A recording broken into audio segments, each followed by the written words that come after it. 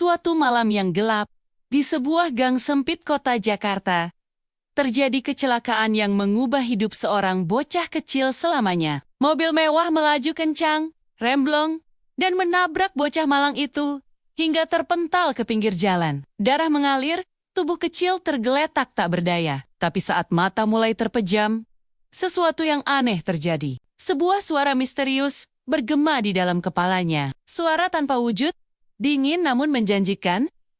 Sistem aktivasi, kekuatan baru mengalir dalam tubuh mungilnya. Bocah itu terbangun, luka-lukanya sembuh seperti keajaiban, dan matanya terbuka dengan cahaya berbeda. Dia bukan bocah biasa lagi. Sistem telah memilihnya, memberikannya kemampuan luar biasa untuk menghasilkan uang, kekuatan bisnis, dan kecerdasan jauh melampaui usianya. Pagi itu, dia bangun di rumah kumuhnya. Ibunya masih tidur lelap setelah kerja lembur semalam. Dapur kosong. Kulkas hanya berisi air. Tapi bocah itu tersenyum. Dia tahu sekarang dia punya kekuatan. Dengan sentuhan jari ke ponsel tua yang rusak, tiba-tiba layar menyala. Notifikasi masuk, rekening bank tiba-tiba berisi 10 juta rupiah. Hadiah pertama dari sistem. Dia keluar rumah dengan langkah percaya diri. Jalanan pasar pagi ramai. Pedagang berteriak menawarkan dagangannya. Bocah kecil itu berjalan melewati mereka semua, menuju sebuah toko elektronik tua. Pemilik toko menatapnya remeh. Bocil kampung mau beli apa? Tapi uang cash 10 juta diletakkan di atas meja. Laptop terbaru, ponsel canggih, semua dibeli tunai. Pemilik toko terbengong, tidak percaya. Hari demi hari berlalu.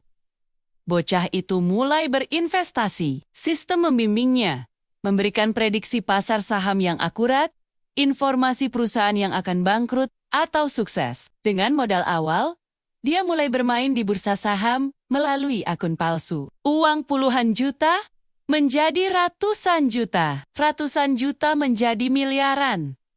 Semuanya dalam hitungan minggu. Tapi dia tetap bersekolah seperti biasa. Baju seragam lusuh, sepatu bolong, tas dekil, teman-teman sekolah mengejeknya.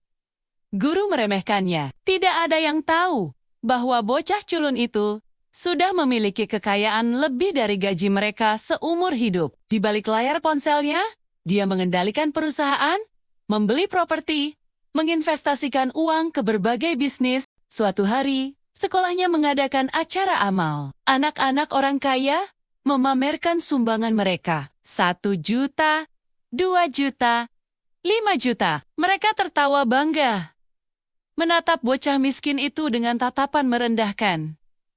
Giliran dia, semua orang menunggu dengan senyum mengejek. Dia pasti tidak punya apa-apa. Tapi bocah itu berdiri tenang. Dia mengambil ponselnya, melakukan transfer. Layar proyektor menampilkan bukti transfer.